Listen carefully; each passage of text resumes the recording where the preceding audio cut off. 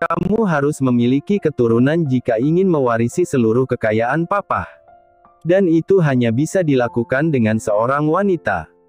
Teriak lantang Tony Oscar pada Nicholas Oscar, anak laki-laki semata wayangnya. Tony memang sudah kehabisan akal untuk membuat anaknya bisa kembali normal mencintai seorang wanita. Hingga dia terpaksa membuat sebuah syarat pada Nico. Tony tidak ingin perusahaan yang susah payah dia bangun terhenti pada satu generasi tanpa penerus. Di sisi lain, Nicholas tidak pernah lagi bisa bergairah pada seorang wanita manapun, sekalipun wanita itu berpenampilan seksi di hadapannya. Hingga suatu hari, Tony bertemu dengan Amira, seorang gadis biasa dari kalangan biasa yang menarik hatinya untuk dijodohkan dengan anaknya. Apakah Amira, seorang gadis biasa, bisa membuat Nicholas kembali mencintai seorang wanita? Apa yang kamu lakukan? Aku kira benda itu tidak akan bisa mengeras. Ujar Amira saat merasakan sesuatu yang mengeras milik Nico menyentuh pahanya. Aku pun tidak tahu jika Kraken di dalam sana bisa tiba-tiba memberontak. Ujar Nico. Tapi aku tidak peduli akan hal itu. Sambung Nico lagi, semakin menghimpit tubuh Amira yang terpojok di sudut kamar milik mereka. Nico melumat abis bibir merah muda milik istrinya untuk pertama kali, rasa manis yang sudah lama tidak pernah dirasakan oleh Nico membuatnya merasa candu untuk mengulangi hal itu. Kali ini Nicholas tidak menghiraukan apa yang dilakukan oleh Amira yang sejak tadi berusaha untuk memberontak. Justru semakin kuat Amira berusaha melepaskan dirinya dari kungkungan Nico, semakin membuat Nico merasa bergairah.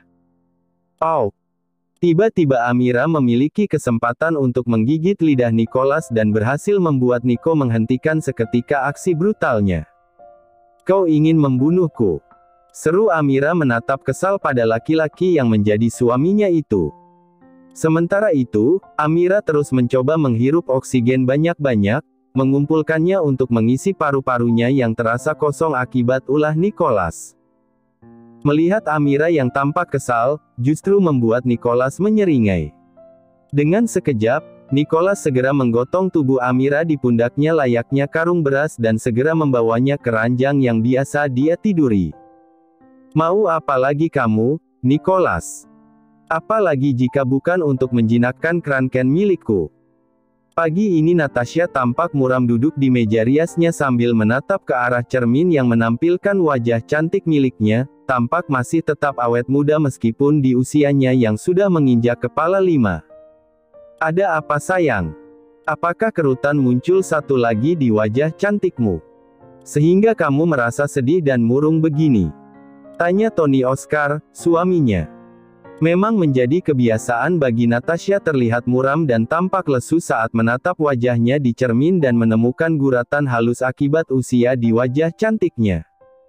Ya, Natasha memang menolak untuk menjadi tua dan keriput. Berbagai cara dia lakukan untuk membuat kulitnya menjadi awet muda lagi, atau setidaknya menjadi lebih muda 20 tahun dari usianya saat ini. Dan hasilnya, wajahnya memang terlihat seperti seorang yang masih berumur 35-an didukung dengan penampilan modisnya, membuatnya terlihat mempesona. Ini lebih parah dari sekedar keriput yang setiap hari bermunculan. Lihatlah berita ini. Sahut Natasha memberikan ponsel miliknya yang menampilkan sebuah artikel tentang anaknya, Nicholas Oscar. Tertulis dengan sangat jelas di sana pemberitaan yang mengatakan bahwa anaknya seorang CEO muda yang tampan, namun sayang tidak memiliki ketertarikan pada lawan jenisnya. Tony segera meletakkan kembali ponsel milik istrinya di atas meja rias. Kemudian menangkupkan tangannya pada wajah istrinya yang terlihat semakin muram. Jangan pikirkan hal itu akan mengganggu kesehatanmu dan yang lebih parah, itu akan membuat keriput di wajahmu tumbuh 2 kali lipat lebih cepat. Ujar Tony sambil terkekeh lalu mencium kening istrinya dengan lembut. Tapi, sayang, benarkan anak kita tidak lagi menyukai lawan jenisnya? Tanya Natasha mengulangi kebimbangannya. Sudah kukatakan, jangan pikirkan hal itu. Kalaupun benar Nicholas demikian, aku berjanji akan mengubahnya menjadi anak kita yang seperti sebelumnya. Tekad Tony sambil tersenyum berusaha meyakinkan pada istrinya bahwa semuanya akan baik-baik saja. Aku menginginkan menantu perempuan.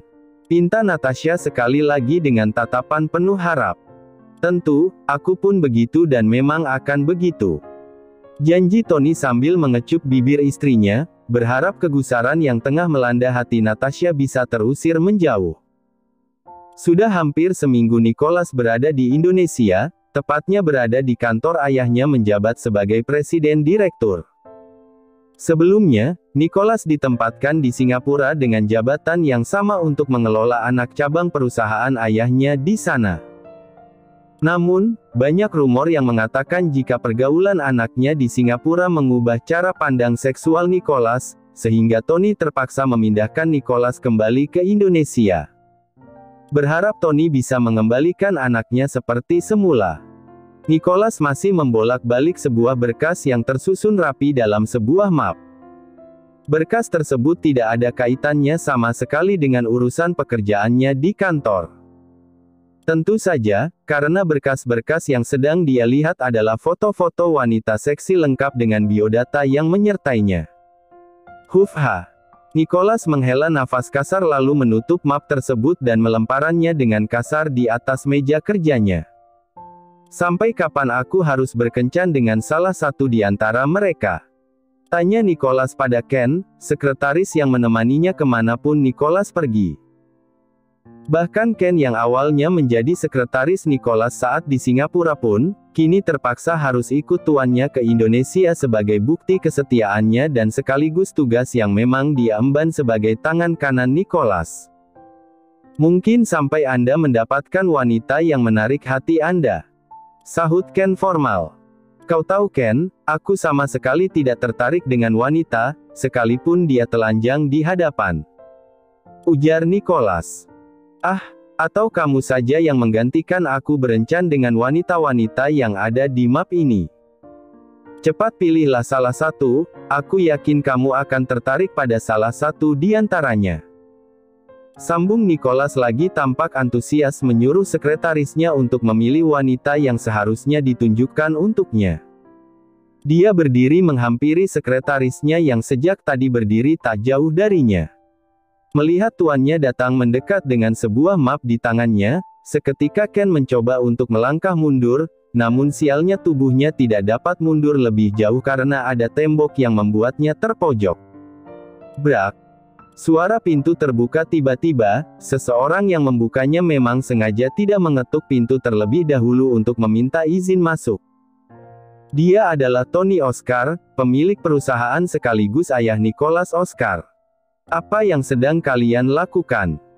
Tanya Tony saat melihat anaknya tengah berhimpitan badan dengan sekretarisnya sendiri.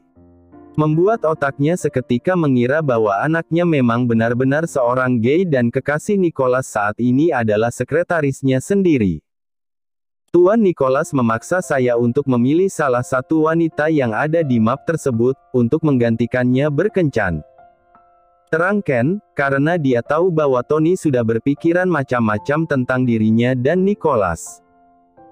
Tentu saja Ken adalah laki-laki tulen, tidak mau jika dikira belok seperti Nicholas. Mendengar hal itu, Nicholas mendelik tajam ke arah Ken, tidak menyangka jika Ken akan seberani ini mengadu pada ayahnya. Seketika Nicholas memukul Ken tepat di ulu hatinya, lalu beranjak pergi mendekati ayahnya. Ken hanya bisa terdiam menahan rasa ngilu akibat perbuatan majikannya.